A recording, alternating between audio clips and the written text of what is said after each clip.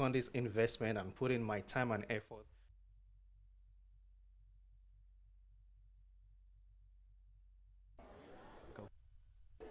Good evening, ladies and gentlemen. If you would go ahead and take your seats. We'd like to welcome you to the William H. Dotson Performing Arts Center here at Pearl High School for tonight's Pearl Municipal Broadcasting production of An Evening with Ray Rogers, celebrating 50 years as the voice of the Pirates. I'm Darryl Palmer. Most of you know me as DP, and I'll be your host for this evening. Tonight, Ray Rogers and I will talk about his early years growing up here in Pearl and the beginning of some of the sports here at Pearl High School. And also, we're going to find out tonight how we became the Pirates. We'll also talk about professional baseball, the beginnings of the city of Pearl, and Ray's first foray into public office. Following our time here tonight, there will be a reception out in the Commons. Would invite everyone to come out for that. Now, preparing for tonight, I did sit down with Ray Rogers, and I made some notes to make sure that I didn't forget anything. But to be honest with you, I'm really not sure where we may go tonight, but I can promise you it's going to be a fun ride. So I would ask everybody at this time, though, if you've got your cell phones, to please silence them if you haven't done so already. That way it doesn't mess up any of our audio. But sit back and relax and just enjoy tonight. It's my pleasure now at this time to introduce to you Mr. Ray Rogers.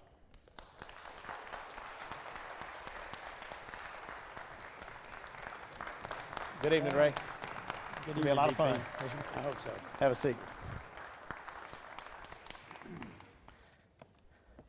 Now, Ray, you and I talked the other day about some of the stuff we're going to talk about tonight, and I don't know if we're going to get all of that or not, but we're going to get as much as we can. Of course, Ray and I are both, if y'all bear with us, are battling a little bit of sinus drainage, so if we have to clear our throat, just we'll clear our throat. Ray, you were born in July 3rd, 1931, born here in Pearl. I know, it's a long time ago. Yeah, it's a long time. Maybe I wasn't supposed to say the year. Started school in 39, you graduated in 51, and of course the school at that time was located where City Hall is now. What were some of your early memories of growing up here in the city of Pearl? Well, growing up in the city of Pearl, of course it wasn't a city then. It was the country. Right. And I don't have a recollection of a lot of things that we were able to do when we were young people around the Pearl community. Right. We depended on Jackson. We went to the movies in Jackson, to the YMCA, the Boys Club, and over to Battlefield Park to play a little ball and stuff like that. It just wasn't anything in Pearl or in the Pearl community except a school. Okay, now, and you started school and grew up there in Pearl going to school. That's right. Now, you were telling me some stories about buying some candy through a fence in school in Pearl. Well, you know, I don't know if there's anybody here old enough to remember, but what is Old Brandon Road right now that runs in front of the City Hall was Highway 80 across the state of Mississippi, from Vicksburg to Meridian. And that was the main thoroughfare across the whole state.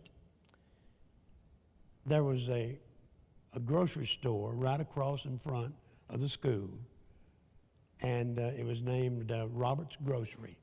It was the only store in the city of Pearl. And during recess, the school allowed Mr. Roberts to come across the road to the fence. Of course, the playground, the school grounds was fenced in. And they allowed him to come over to the fence, and he had this cardboard box with a string around his neck tied to the box. Kind of like a guy in a stand That's right. talking drinks and beverages. Exactly. Yeah. And he had gums and candies and things like that. Well, they would let us go to the fence, and we would hand him our nickels and dimes, and he would hand us the gum or candies or whatever. That's when a pack of gum was a nickel and a candy bar was a nickel. You could get something for that then. You That's can't get exactly much right. for it now. That's right. So, Mr. Roberts Grocery. Roberts Grocery. That was the only grocery or the only store in the Pearl area at that time. And that was back when you were in school at Pearl. Now, when you went to school at Pearl, you were a three-sport athlete we talked about. You played baseball and football. Now, you played basketball just for 1 year. My senior year. Yeah. They run out of basketball players. We're going to come back to the basketball. I want to talk a little bit about football. You shared an article that was in the newspaper in 1949. It was written by Jimmy McDowell, and just a little piece of that article says 26 candidates including 3 experienced men, will give Pearl Consolidated School its first varsity football team this season. Playing only Pee Wee football in the past, the Pearl Pirates, under Coach James Cooper and assistant coach Roy Perdue, will face a tough 10-game schedule that begins Thursday night with Culkin Military Academy of Vicksburg. Centered in one of the fast-growing industrial districts a few miles outside Jackson, Pearl Consolidated is the closest public high school to Central High.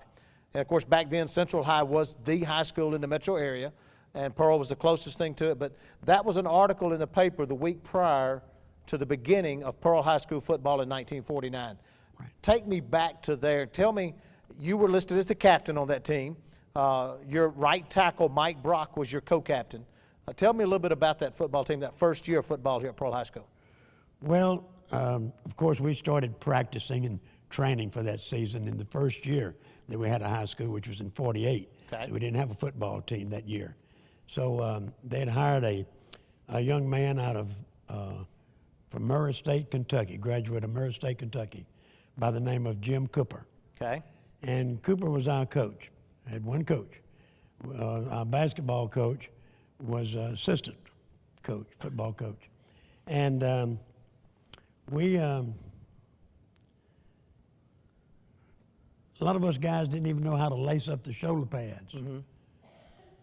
Didn't know about the equipment and where it went or anything like that. He not only had to coach us the fundamentals of the game, but he had to coach us on how to dress the first few games and what to wear, you know. Now, contrary to popular belief, we've got the old leather helmet we play for now against Brandon. The helmets you wore weren't old leather helmets. They were regular helmets, and you did have a face guard, a single bar face guard, I remember. Is that right? No, there was no face mask. No face guard, okay. No face mask. But it was a plastic helmet, but it was a lot downgraded from what the plastic helmets are today. Sure. You know, but it wasn't the old leather helmet. Now, we don't go that far back. But now, that first game y'all played that year, you lost the game 25-6 against Culkin Academy. That's right. But then you won the next 3 games in a row. So that's not a bad start for the first year ever. Not bad. You were 3-1. That's right. But we wound up 3-6. But we did tie one. So that's where I want to get to, the last game of the season. Of course, that's in all of the early years of Pearl High School, played Brandon the last game of the season. It's the way it started there in 1949, and that game played to a 0-0 tie. Tell me a little bit about that game against Brandon. Well, the first 8 or 10 years that we played Brandon, we played it on Thanksgiving Day. Okay. You know, we didn't start school back then until September. Right. And our first football game was usually about the middle of September, like September the 15th or something like that. And so the playoffs are now in November, but back then we played Brandon on Thanksgiving Day. And of course we played it over at Brandon because we didn't even have a football field. I say that first year, all 10 of those games were played on the road. Didn't have a football field. Didn't have a football field. And that was 2 strikes against us to begin with. You know, took away the home field advantage. But we went over to Brandon. Brandon was having a pretty good season, and was playing several of the old Big 8 teams. And they'd had a school, of course, about 30, 35 years, and was supposed to beat us pretty convincingly. Right.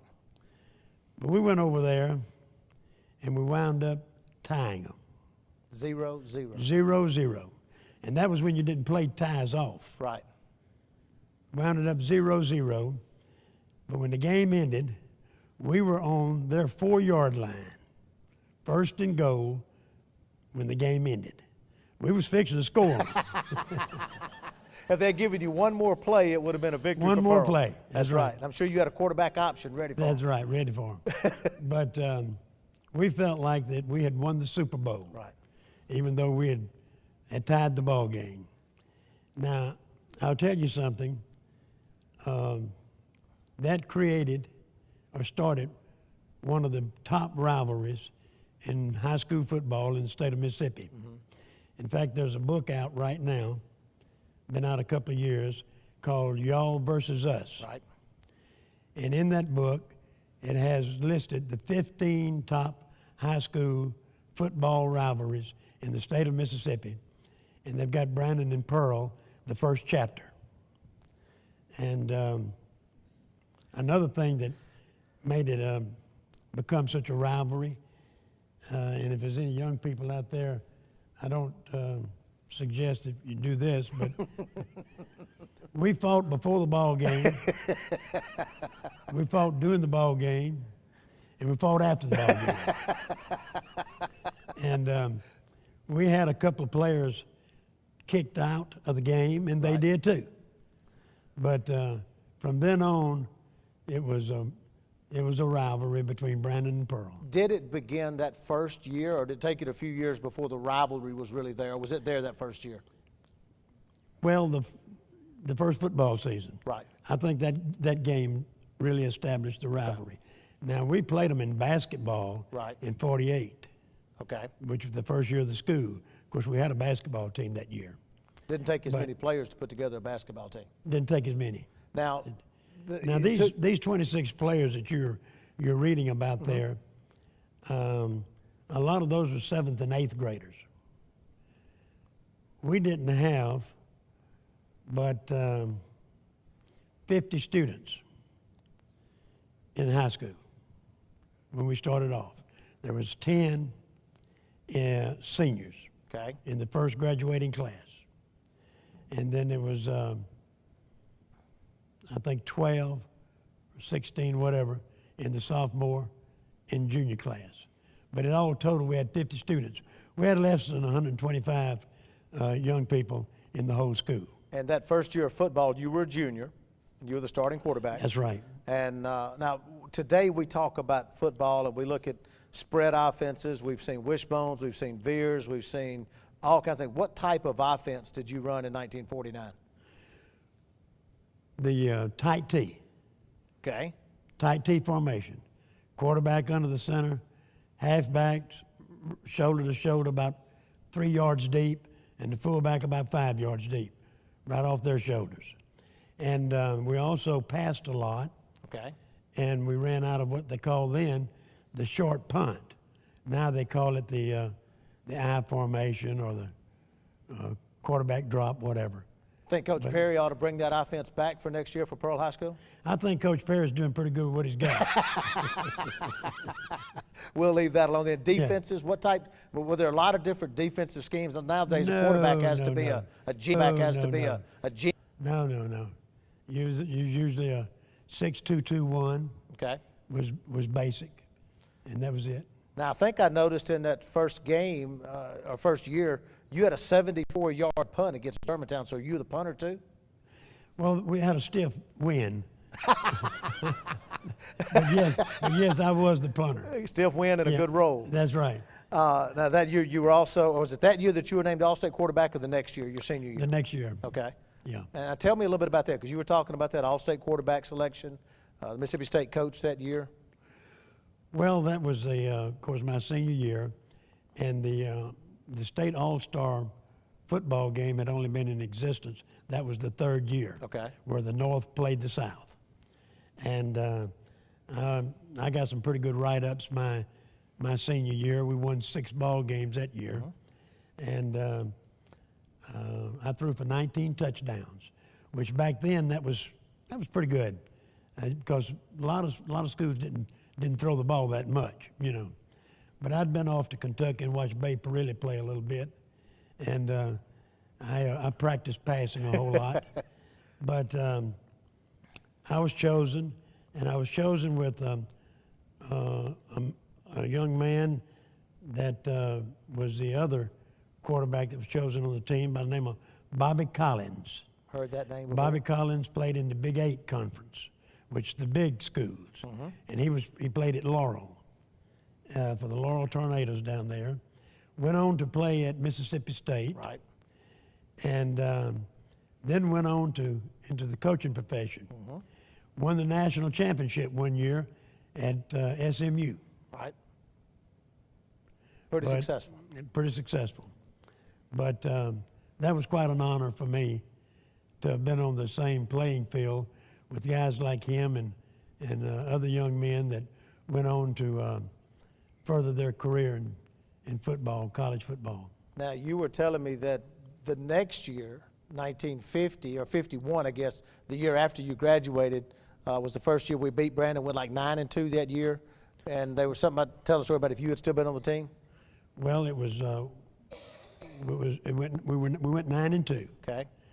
And played for the District 6 championship and played against Culkin Academy. And Culkin Academy beat us 10-7 in overtime on a 30-some-odd yard field goal. Wow. Sure did. So we went from like 3-6 in a tie to 6-3 in a tie to 9-2. Pretty good progress in 3 years. Pretty good progress over a 3-year period for a bunch of guys that didn't know anything about football. And you were talking about Pee Wee football. We didn't have Pee Wee football. We had cow pasture football. no equipment or anything like that. And a bunch of us boys would get together, 8, 9, 10, 11, 12-year-olds, whatever, you know, growing up. We'd get together out in the pasture and play a little football. But we always played tackle. That's right. Yeah. You were ready. So when we got into high school, we was pretty ready for the rough stuff, you know. When did it become the Pirates? There's a story behind that, I know. How did that take place, and when did we become known as the Pearl Pirates? Well, we started the school as a Pearl Pirates. Okay. In 1948. Okay. And it was during the construction, the add-on to the junior high, when they was building the high school part of the school, and the gymnasium in the back. See, before the gymnasium, we played basketball on dirt court, and shot marbles and spun tops and everything else on that basketball court. But we got into,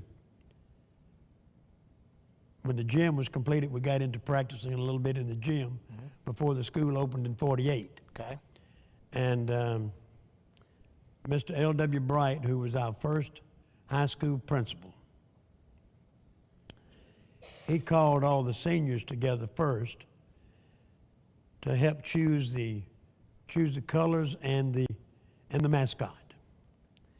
And they got together, and then they came with some recommendations to the other students. We met in the cafeteria, probably about 25 of those 50 students met to vote on and choose the colors and the mascot. And we had a young man that was one of the basketball players, and his name was Floyd Scherer. Floyd has passed. Okay. But Floyd had left home when he was 16 years old, joined the Merchant Marines, and had toured the world over a period of about a year. And whenever we became a high school, well, then Floyd got out of the Merchant Marines, decided he wanted to come back to school and get his high school diploma. And back then, we didn't hardly have any age limits, you know. Right. They watched it pretty close, but 20, I think, was the age limit then. But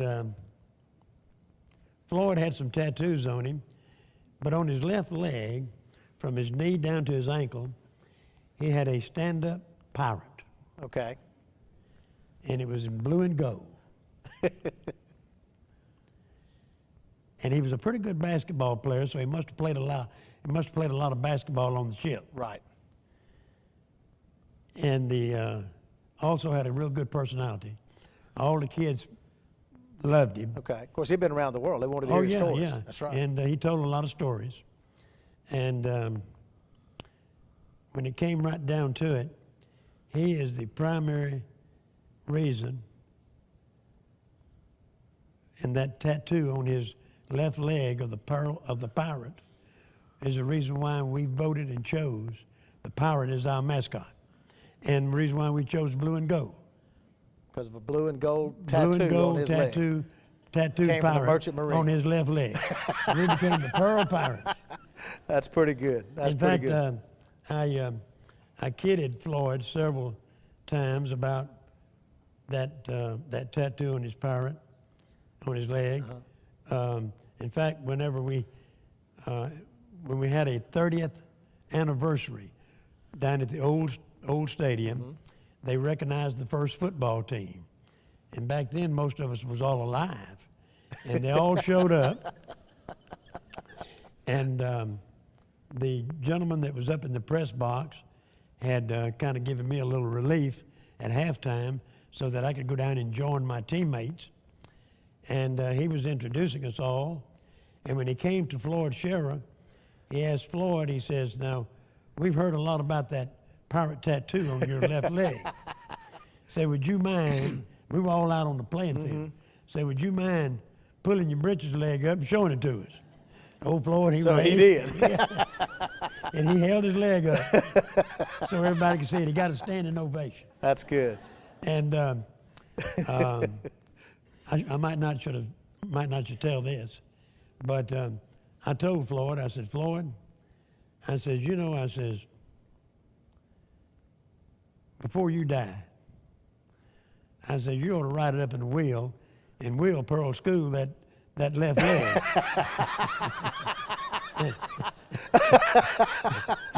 And I said, "if you die before me," I said, "I'll see that they put it in the trophy case."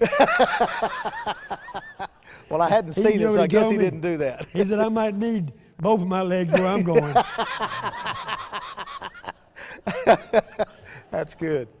Now, Ray, it's a lot of people talk about the quarterback of the football team always gets the prettiest girl in school. Now, I understand there's a story, of course, your wife became Miss PHS, but not while you were still on the football team. No, I had graduated. Now, Shirley and I was high school sweethearts. And yes, she was not only the prettiest girl in school, but she was the prettiest girl around. And she still is, isn't she? And she is. That's right.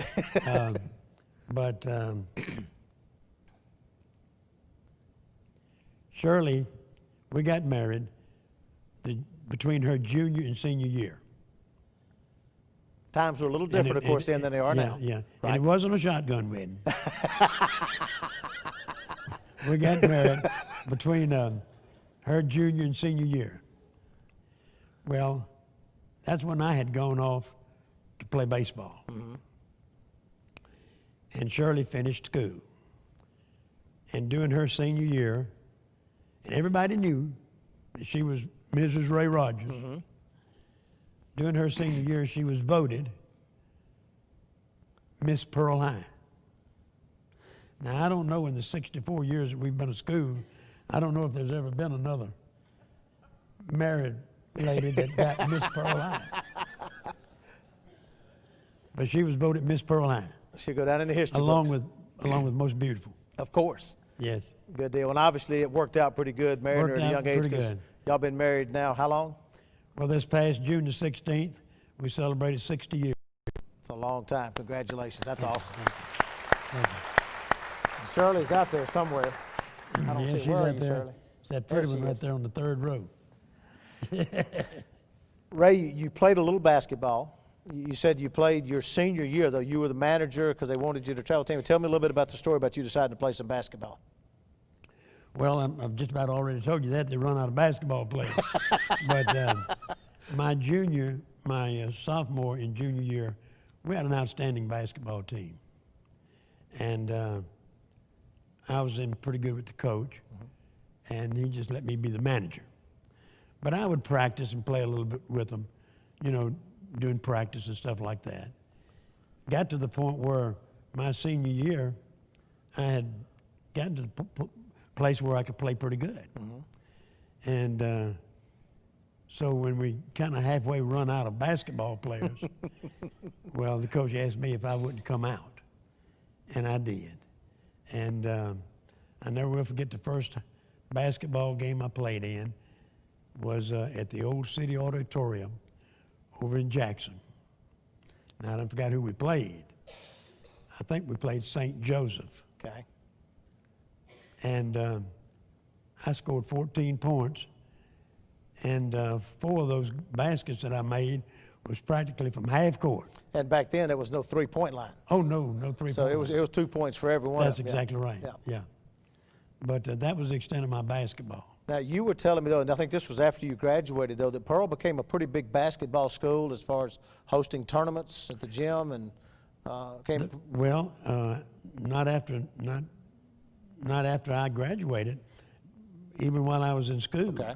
You take in 1948, the first year that we had a high school, Mr. Bright, he established the Pearl Invitational Tournament the first week in January, and we still have it. It still goes on. So that's been a long time. Mm-hmm. But it was the only invitational tournament in the state of Mississippi, and it was the first one. And it became so popular that all your big schools even wanted to be invited to the Pearl Invitational Tournament. It was next to the state tournament. Back then, we were classified as B, double B schools and A, double A schools. And we were a B school my first couple of years. Right. We even, they even held some of the B state tournaments in the old Pearl Gym back in the middle and late 50s. So, But it became known statewide as the House of Tournaments. House of Tournaments right here in Pearl. House of Tournaments, that's right. Pretty good. Ray, I want to shift to what most people know me, probably my favorite sport, baseball. And I didn't know this about you till you and I sat down and started talking a few weeks ago, preparing for this tonight. But you were a pretty good baseball player. You played shortstop, middle infield in high school, had some offers in college. I thought I was a lot better than I was. Well, the longer I get out of high school, the better I was, too, is the way it usually works. Yeah. But you had a chance to play some college ball. You turned it down. Tell me a little bit about your baseball career. Well, when I finished high school, even though I had made All-State in football, I was a little bit on the skinny side. So none of the major schools were looking at me, but Hines Junior College had offered me a football scholarship. But like I say, I thought I was a Major League Baseball player. And the old Washington Senators sent a scout down to scout me my senior year in high school. And it wound up making me a deal, and I signed a professional baseball contract with the old Washington Senators. Now, I was offered by the Brooklyn Dodgers and also the Boston Red Sox. Two pretty big programs. Two good programs. The reason why I chose and went with the Washington Senators, because they always drug up the cellar. And I felt like, well, they were the worst team in the major leagues, and if I was good enough to make the major leagues, surely I could make it with them. You know.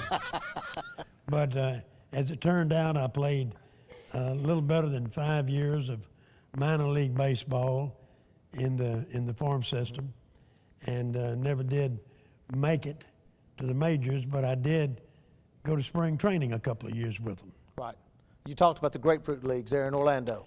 and playing at Grapefruit Tinker League, Field. yeah, that's where all the major league teams trained in Florida at that time, and they had a league down there, training league called the Grapefruit League. I think they still do, and I was able to. I played my first year with the Orlando Senators, the Orlando, Florida Senators, and they trained there at Winter Park right next to Orlando, where the Washington Senators trained. And these teams like Boston and St. Louis, different ones like that, would come in there to play the exhibition games. And they would let a few of us rookies sometimes invite us out onto the field to take infield with them, batting practice or whatever. And I had the honor on several occasions to play next to and kind of rub shoulders with guys like Ted Williams, Mickey Mantle, Stan Musial, some of those guys that are now Hall of Famers. Some pretty big names in the history of baseball. I look at Ted Williams and Mickey Mantle and Stan Musial, those three that I named. If they were playing today, as much money as they pay some of these professional baseball players, if they were playing today, they would own the team. Sure, that's right. Now, speaking of money, this great contract you signed to play Major League Baseball, how much was that bonus you told me you got? I got $500. That's a little bit less than the millions of dollars of signing bonuses. That's right. I got these kids get $500. nowadays. And my first year, my contract monthly was $275 a month. Plus, they paid you a daily food allowance, so. $3 a day. But I ate pretty good on it. I mean, you could get a dozen crystals for $1. You could get a breakfast at the Crystal for 50 cents. You know, because that was back during the days of the 10-cent movie. Right. You know. Right. Now, one of the things, and I saw a picture of some stuff you sent me, the 1957 Byron Bombers. 33 consecutive wins, a national record, 7th in the nation, finished with a final record of 33-2, got beaten in a championship by Wichita, I believe. In Wichita, Kansas, Yeah. yeah, by the Hutchinson, Kansas team. Pretty good team. Pretty good team, pretty good. We had a bunch of ex-professionals on that team. Okay. See, that was a semi-pro, Right. semi-professional team.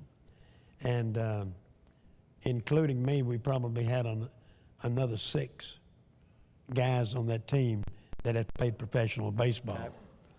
But that's the way all the semi-pro teams were back in those days. They were pretty much loaded with ex-professional baseball players that had gone off and played, didn't make it for one reason or another, and had come back home, got them a job, support the family, and was playing some semi-pro baseball kind of on the side, you know. Now, I believe that with that, though, you were named, I believe it was in '68, to the Mississippi Semi-Pro Baseball Hall of Fame. Well, no, it was in '85. Oh, 85, okay. Yeah, 1985. I was voted into the Semi-Pro Baseball Hall of Fame, Mississippi. Pretty good honor. Well, you know, I thought it was, being I was in there with guys like Boo Ferris, you know, and several others that had played Major League Baseball from the state of Mississippi, but mainly Boo Ferris. It's a pretty big one. Boo Ferris. Gave up your sports career, you were married, decided that baseball wasn't going to be your future, wasn't going to be able to play from then on, never made it to the big league, so you decided to come back to Pearl and go to work. Tell me kind of your early working career, what you did. Well, really and truly, I worked during the off seasons, between my baseball seasons. See, we'd get through playing like in around September, and then we would start back spring training in late January or early February. Okay. So we'd have 4 or 5 months there that I had to make a living, and I did several things. Mostly I was a debit collector in insurance for the Life of Georgia. I also did a little collection work for several of small finance companies. But in 1964, I went into specialty advertising, opened up my own little specialty advertising, Okay. and I still do that. Been doing it since '64. Long In fact, time. I was one of the pioneers of the specialty advertising promotional businesses in the state of Mississippi. And nowadays, you find a lot of companies out there put your name on anything you want your name on. That's exactly You right. got it started. That's exactly, well, I was one of them. One of the first ones. I was one of the first ones. Now, also, you told me about a convenience store, curb store, that Yeah. you leased some land, and tell me a little bit about that. Well, we did. This was actually before I went into the advertising business. We had, I'd leased some property there on 80 Highway where CVS is right now. on the corner of Pemberton and Highway 80, Right. CVS. I had leased some property there from the McLaurin brothers. And I built a curb store, called it the Stop-A-Lot Curb Store. And me and Shirley, we operated it for 3 or 4 years before we sold it. Now, you had a lot of people working for you. They were literally doing Well, curb service. Well, we did curb service. And the young boys that grew up in the community worked for us.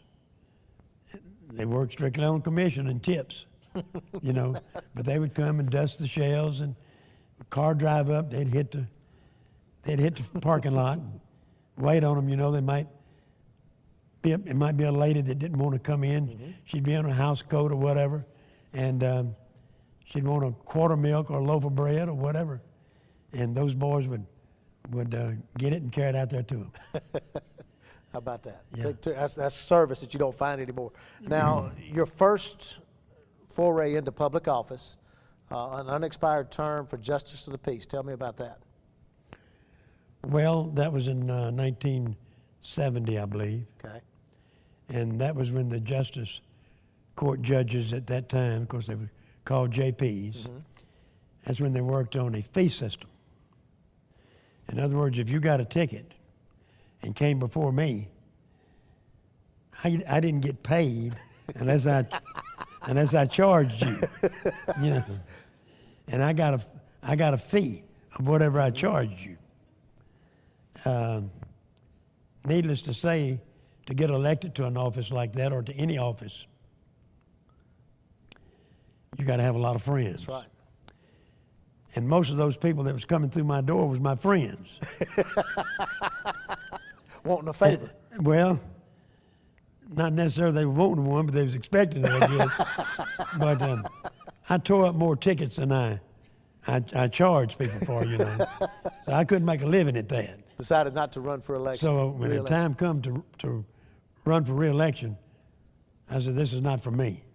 I had too many friends. Yep. And I just couldn't charge them. In fact, it got so bad, I was tearing up so many tickets and throwing them in the garbage can that the highway patrol quit writing tickets to me. It didn't do them any good. Didn't do me good. Go back a few years from that now, though, and one of the things we talk about and celebrated this year here at Ray Rogers Stadium, 50 years of being the public address announcer for Pearl High School. You began that back in, well, that's 63, 64, I guess, when you began that. Tell me how you decided or what prompted you to become, in the beginning, the public address announcer for Pearl High School football. Well, it was more or less decided for me. Just several years before that, we had put together or implemented the first booster club Okay. at Pearl High School. Prior to about 1960, we didn't have one. And I was an officer in the first Pearl Booster Club. And the gentleman that was doing the public address announcing was transferred to Memphis, Tennessee. So we were looking for a public address announcer. And it was recommended to the Booster Club to give me a try, let me try it. And I was asked if I would give it a try, and I said I would, and I've been doing it ever since. Did you ever dream when you first started doing it then that 50 years later you would still be doing it? And not only that, you'd be doing it at a stadium that's named in your honor? Oh, no. I never imagined that. Yeah. I didn't even imagine even being alive 50 years later. But that, you know, the stadium being named in my honor, that's the most humbling experience that I've ever had. That's just something else. Now, in 1990, I believe it was, is when they built the new school and the new stadium, moved from the old facility out there, and they named the press box then after you. They did. It was Ray Rogers Press Box. They did. They named the press box after me in the new stadium. And so when we moved out there, you went up to Ray Rogers Press Box and did your announcing. That's right. But then Tell me that. Of course, I think you told me a story about when they first did that. Was that then that they surprised you when they called you down the field, or was when they named the field after you?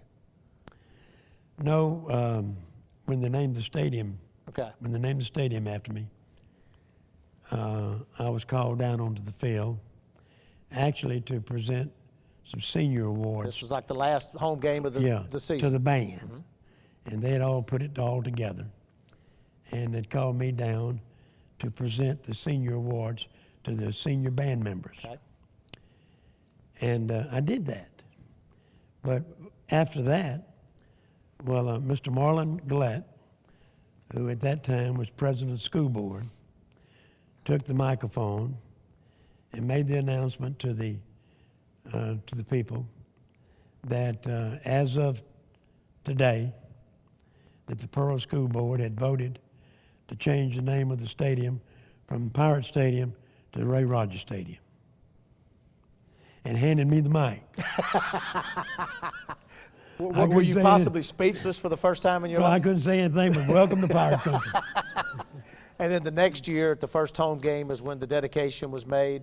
That's Tell right. me a little bit about that day and some of the things that were going through in your mind. You led the team out. There was a big ceremony on the field. Walk me through a little bit of that. Well, I did.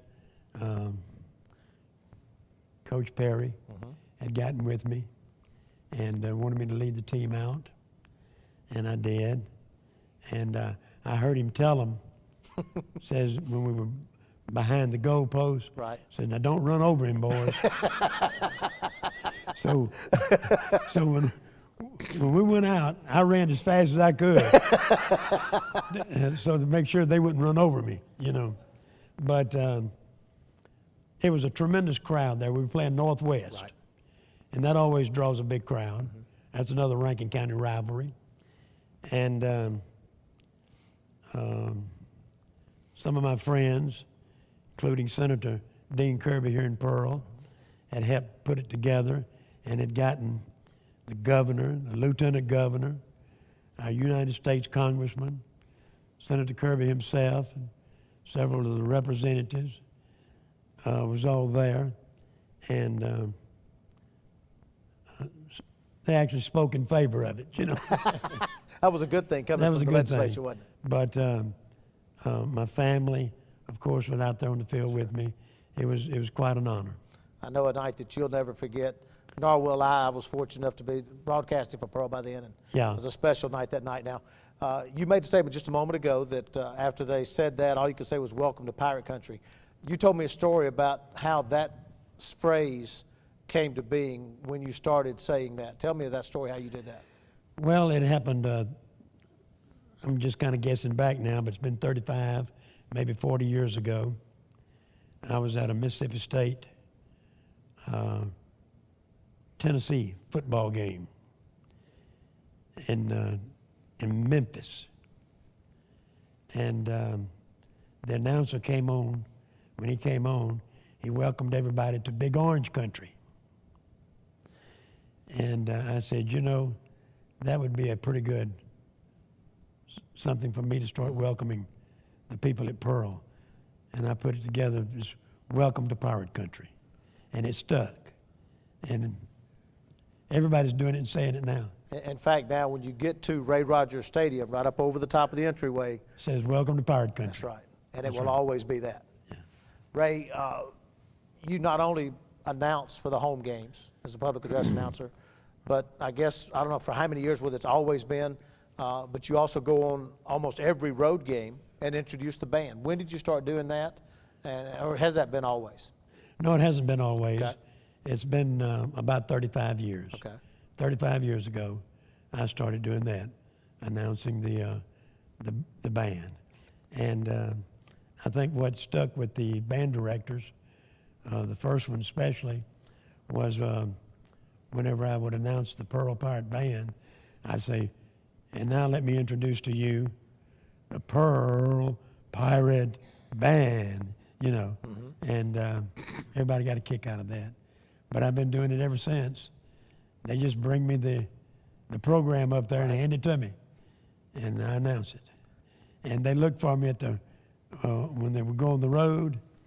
They know that I'm going to be sitting somewhere around the 50-yard line, and the band director or either one of his assistants will bring me the halftime program up there to me, and at halftime I'll go across to the other side and announce it on the road. You know. So in the last, whatever, 35, 40 years that you've been doing the band, how many games have you missed?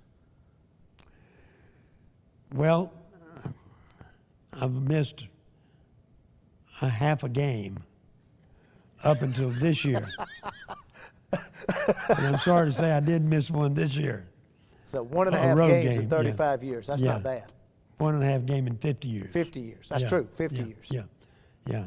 And the half a game that I missed, we were playing at home, and my daughter, who was getting married, was having the bridal supper that Friday night. Well, my wife wouldn't let me go to the football game. She made me go to the supper. But I carried my earphones. And I sit up there and eat and listen to the first half on the radio, you know. And then when that was over, I was able to get back out to Pearl to see the last half. And I'm so glad that I did, because at that time we were playing the #1 team in the state of Mississippi, the Meridian Wildcats. Okay. And they had a boy by the name of Waters. It was all-state quarterback that wound up going to Southern, and just did a terrific job down there. But we beat them that night. We upset them. But I was there at halftime to do the last half. You were ready. Ray, in 1973, Pearl was incorporated as a city.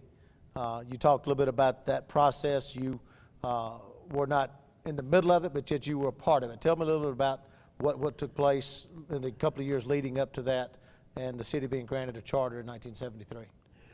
Well, yes, there was a little bit of a scare in the area that Jackson was looking at crossing over into Rankin County and taking us in. Now, I don't think probably that they could have done that.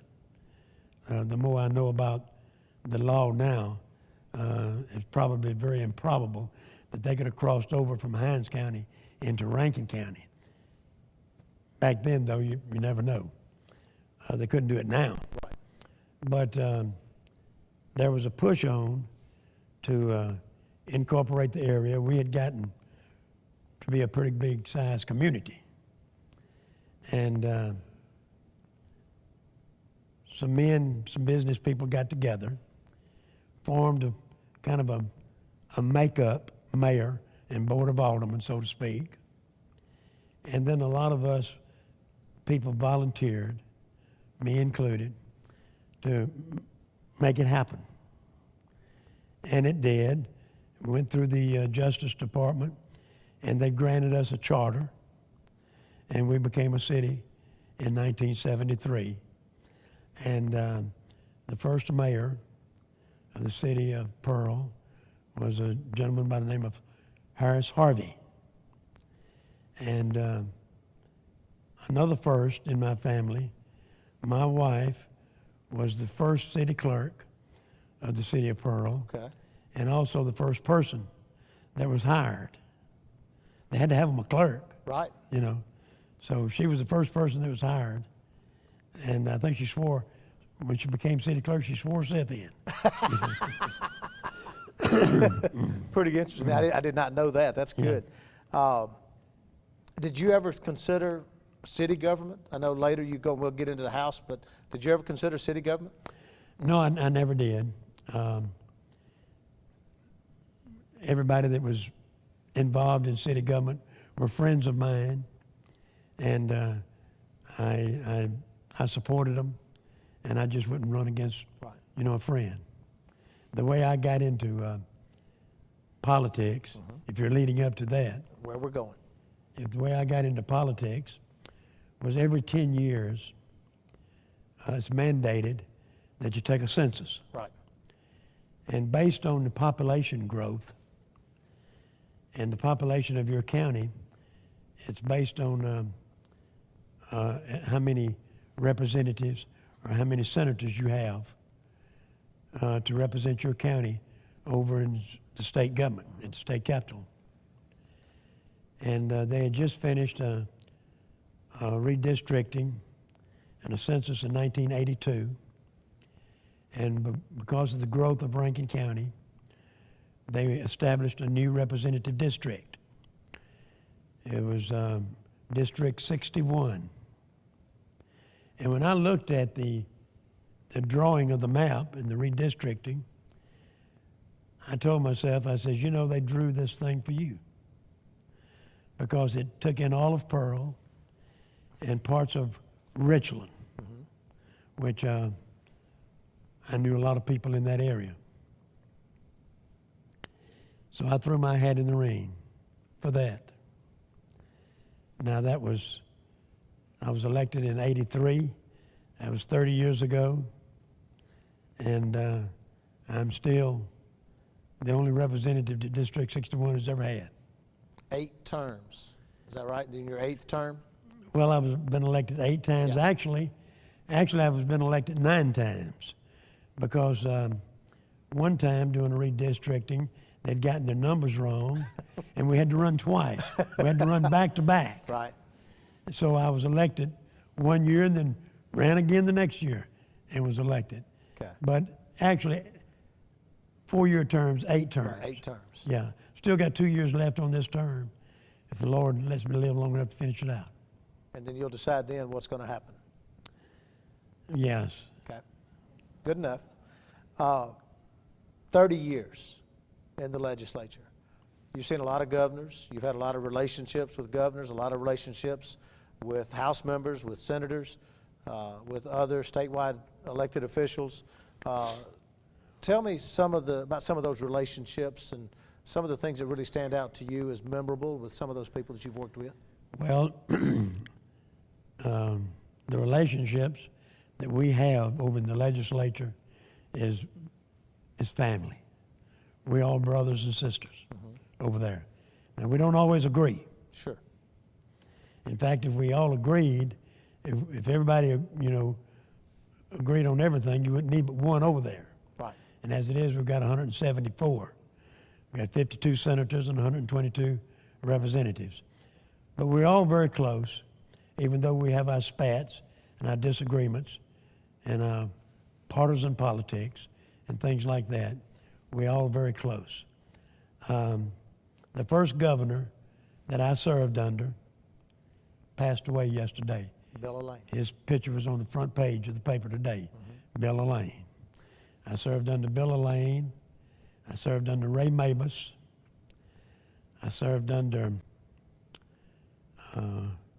Haley Barber 2 terms, Ronnie Musgrove, Kirk Fordyce 2 terms, and now Phil Bryant. How many is that? Yeah, I lost count. I didn't know I was supposed to be counting, right? But 2 of those governors, I served under 8 years, 2 Right. terms. Fordyce and Haley Barber. Got along with all of them. You talk about, and I've heard you talk about this when, especially freshman representatives will come in. They've just been elected for the first time, or they're young in their congressional career when they come into the House, and how you will kind of shepherd them, so to speak. Tell me a little bit about that relationship and how the senior representatives and senators, for that matter too, can help bring these young guys along and ladies. Well, when a young person is, young, whether he's young or just new, Right. members are elected, usually the speaker or the lieutenant governor, whomever, some of the senior members, will point out some of the senior members and tell them, says, now, if you need any help, these guys will help you. And we don't go to them and try to influence their votes Right. or anything like that, but you do to go to them and offer your experience Right. and offer to assist them in any way. And they appreciate that, and you'd be surprised how many times they come calling on you. I know something you've talked about too, and something you've been proud of, is having pages, having the people come in from Pearl High School, the kids, and work with you through the session. Tell me a little bit about that process and about maybe some of the kids you've seen come through. Well, the worst part of the whole deal is because we've got so many representatives, 122, is doing a 3-month or a 4-month term. We're not allowed to have but 2 pages a year. So it limits Right. the numbers. And every year I have a list this long of names that would like to serve as pages. And yes, I've had some young people to come through to serve as my page that are now coaches, teachers. In fact, I've got one, Billy Stewart was one of my, if not my first page. He's president of East Mississippi Junior College today. Pretty good. Yeah. Pretty good. If you think back, and this may be a tough question for you, but you think back over the last 30 years, 30 plus years now in the House, what would you think some of your greatest accomplishments or the things that you've been able to do that you're the most proud of?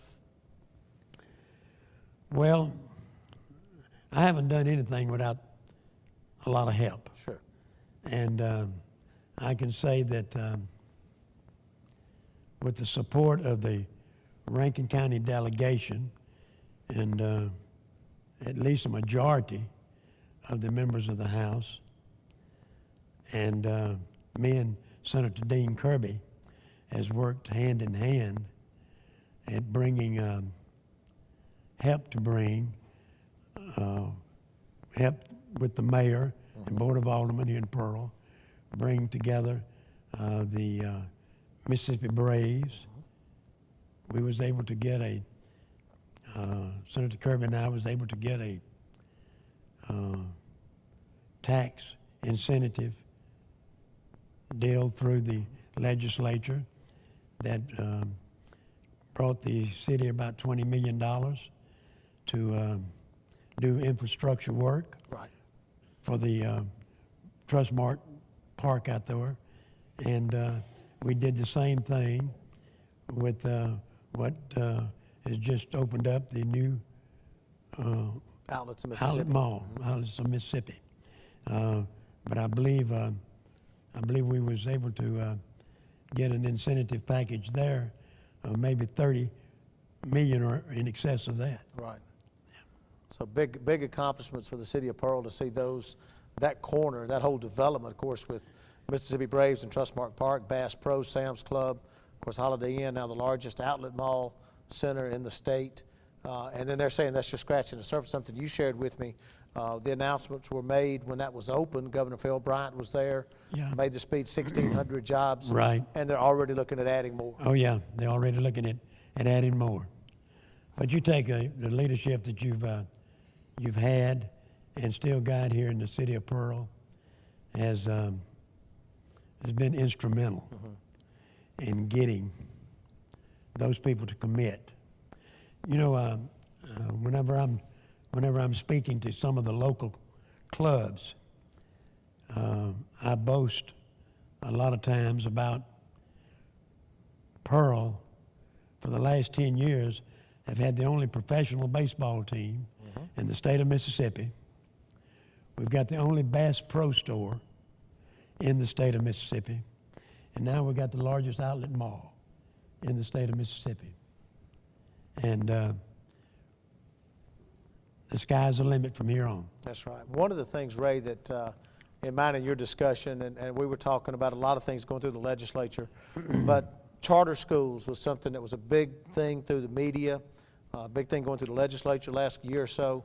And while it might be a good thing for some areas, you shared with me as far as you represent the city of Pearl and you represent your constituents here. And tell me a little bit about that process. You told me about how you went about making your decision on what to do for that charter schools. Well, not only do I represent the Pearl School District, but I also represent a part of the Rankin County School District. And both of the school districts are ranked probably in the top 10 in the state. And we have 152 school districts in the state of Mississippi. And on a nationwide, academically, we are usually 48th, 49th, or 50th academically in the nation. But you could take, and I think Senator Kirby will support me in saying this, you could take 10 of those low-performing school districts out of the mix, and the 142 that's left would raise our academic level up to about 25th. In the middle of the pack. In the middle of the pack. Right. Now, of those 140 that's left, you could take the Rankin County School District and the Pearl School District, and they would rank, those two districts would rank even much further up the ladder than that. Possibly even has a top 10. Yes, right. Right. Now, there's one thing that we can be proud of in Pearl and in Rankin County is our two school systems. We can be proud of them. The charter schools that you're talking about, I felt like was designed mostly for the low-performing school districts, and I wasn't opposed to that at all, for them having that opportunity, those kids in those low-performing school districts to have that opportunity. But I felt like that if they wanted to look to see how a successful schools district is run, they should come to Pearl or to Rankin County. And when it all boiled down to voting for the charter school districts, I voted against including our A and B and C schools, but I voted for that the low-performing school districts, the D and F school districts, go to charter schools. Which protects the tax dollars. That's right. From the C, B, and A schools, the higher performing school districts, keep the tax dollars where they're supposed to be, Well, instead that's of right. taking them out and moving them over to schools. Well, It's that's not right, needed. because the usually our appropriation, the legislative process, the appropriation, the money is appropriated to a school based on its population, how many students it's got. And I don't forget exactly what the figure is today, but probably somewhere in the neighborhood of about $7,000 per student. Well, if you opened up a charter school in Rankin County or in Pearl, then that charter school would compete for that money. Because if 100 students left the Pearl School District and went to a charter school district, that money is going to follow that student. And in that case, that'd be $700,000 that we would lose. Be a lot of money. Yeah. And I was asked by the governor, what would it take to get me to vote for, including the A, B, and C? And I said, well, you call Ray Margino and you convince him and to call me and tell me he's for it. Right. And if he's for it, then I'm going to support my school system. But I never did hear from him. Surprise. I did talk to him one time and ask him Yeah. if the governor had ever called him, and he said no. You know, bottom line, Ray, we hear so much about in politics, special interest groups on a national level, more so with the big PACs and so forth, but also on a state level. But somewhere you have to draw the line and say you're representing the people that put you in office. and not the special interest groups that come in with the money. Yeah, and I'm proud to say that Rankin County has that kind of representation in their representatives and in our senators. Yeah. We try to keep the pulse beat of the people that send us over there, and we're going to vote with them. We've I talked was a lot. told, I learned a long time ago when I first went over there, that if you didn't do that, they'd take your picture off the wall. And the picture on the wall is a good thing. And obviously you've done that because 8 times the people have sent you back over there. That's right. And that's good because they believe in you. Ray, we've talked a lot about the history and your history. What does the future hold for Ray Rogers? Well, I just want to enjoy ever how many more years I've got with my beautiful family and my beautiful wife and all of the friends that I've made throughout the years. You know, I've gotten so many honors for doing something that I love to do. They didn't have to honor me as many times as I've been honored. But when you honor me, you honor my family. And that means a lot to me because they mean more to me than anything. And I couldn't have done some of the things that I've done and put in the time and effort that I've put in over the years into something that I enjoy if they hadn't have enjoyed it with me. A lot of people say that I'm #1 Pirate fan. Well, if I'm #1, my wife Shirley's #2 because she's there with me every Friday night, and she's going to be there. She's a lady pirate. That's right. And she bleeds blue and gold just like I do. And you know, I graduated in '51. My wife graduated in '54. I had 3 daughters that graduated at Pearl, one in '72, one in '75, and one in '82. And now I've had 2 grandsons that have graduated from Pearl. And one of the grandsons works here in Pearl with the city, with Parks and Recreation. Right.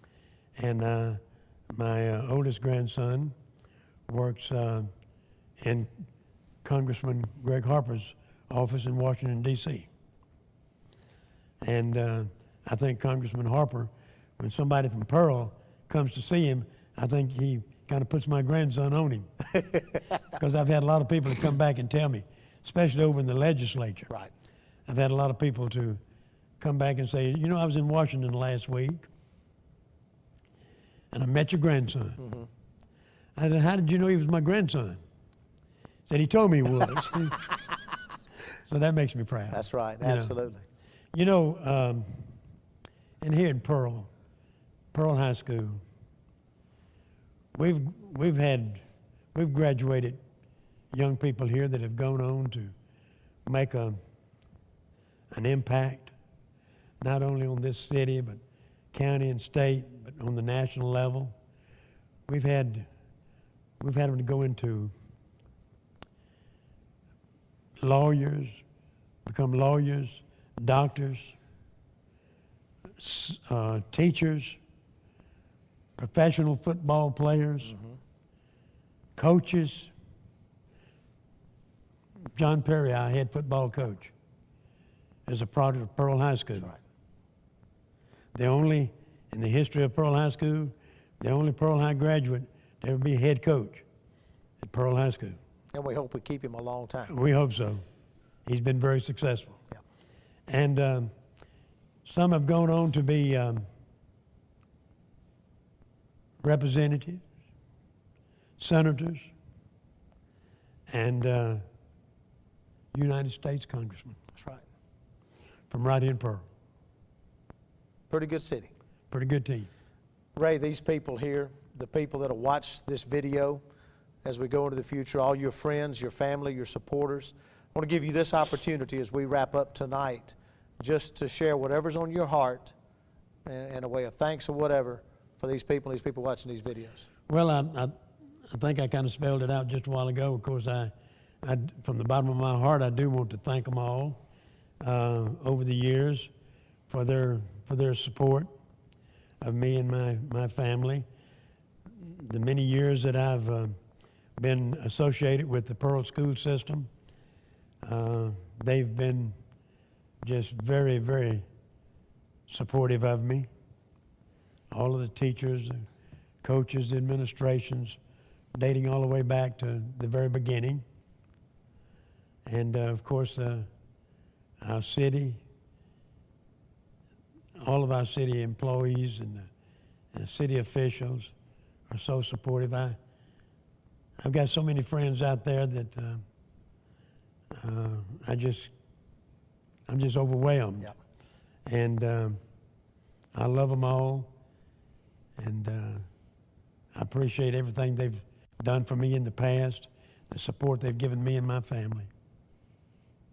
Good deal. Ray, on behalf of all these people that'll watch this on the video, thank you for what you've done for the city of Pearl, for Pearl High School, and this whole area. We appreciate you a lot. Thanks. Thank you, DP. I appreciate it.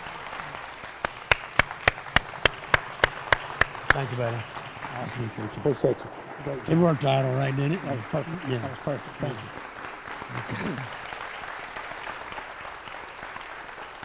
you. Okay. Thank y'all for coming tonight. We appreciate this. It's been great. We hope you've enjoyed it tonight as well. Don't forget, we do have a reception that'll be taking place in the Commons. If you go out the doors to your left, either back here or up here, follow the signs down the hall to the Commons. Got a reception. Thanks to Bank of Yazoo and Wyndham and Lacey CPAs for sponsoring the reception. I want to say a special thanks to D. Noblin Furniture. Danny Gray donated the set or allowed us to use that tonight to have it up here. Thanks to Pearl High School for helping us do this. The choir and drama department for the lighting and the stage and use. It's been a great night. Thank you for coming. Again, thanks to Ray. Well, what about the two that are sponsoring the reception? Yep. I believe that's Debbie Jones Yep, and the Bank of Yazoo. Bank of Yazoo, along with Tom Wyndham. Yep. With Wyndham and Lacey. Right. Both friends of mine that I've known since they were both that high. And when they heard we were doing it, in fact, Tom came by the office. Frank and I were over at City Hall, and he came by. Tom, are you out? I don't see Tom's out there right now. There he is. And came out and asked me, he said, we need to do something like this. And it just so happened we had it in the works, and Tom stepped up and wanted to help out with sponsoring the reception. So thanks a lot, Tom. And I know Debbie's in here too somewhere. She may have gone to get the food ready. Debbie's getting the food ready, so good.